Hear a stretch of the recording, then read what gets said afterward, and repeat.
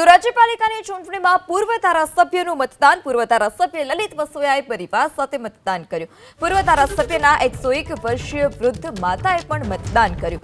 તો રાજ્યપાલિકામાં કોંગ્રેસની જીતનો વસોયાએ વિશ્વાસ વ્યક્ત કર્યો। ધોરાજીની 68 બેઠક પર કોંગ્રેસનો પંજો લહેરાશે તે પ્રકારની વાત પણ વસોયાએ કરી છે।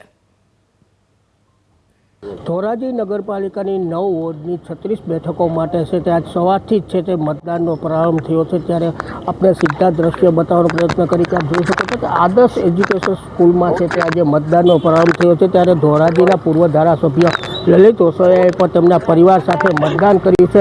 ત્યારે આપણે લલિતભાઈ સાથે સીધી વાત કરવાનો પ્રયત્ન કરશે। લલિતભાઈ, શું કહેશો, કેવું મતદાન થશે અને ધોરાજી ઉપેટા ભાયાવદરમાં કોંગ્રેસનું કેવું વર્ચસ્વ રહેશે? આજે મેં મારા પરિવાર સાથે 101 વર્ષના મારી માતૃશ્રીએ પરિવાર સાથે મતદાન કર્યું છે।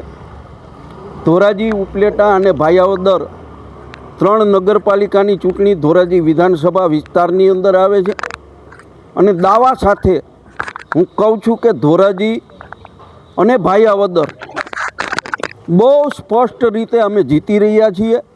2017થી 2022માં પણ અમારી નગરપાલિકા હતી।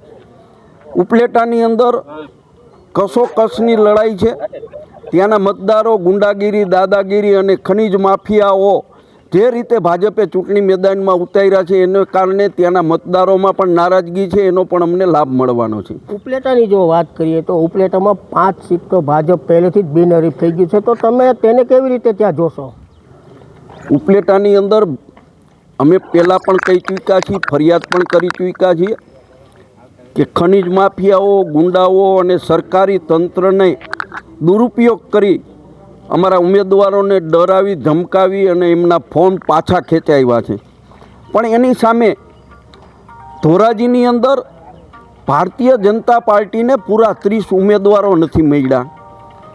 અમારે ખેંચાવવાની જરૂર નથી પડી, પરંતુ અમારે જે રીતે અમે અહીંયા માહોલ બનાવ્યો છે એને કારણે ભારતીય જનતા પાર્ટીમાં કોઈ લડવા માટે પણ તૈયાર નહોતું, એ સ્થિતિ છે।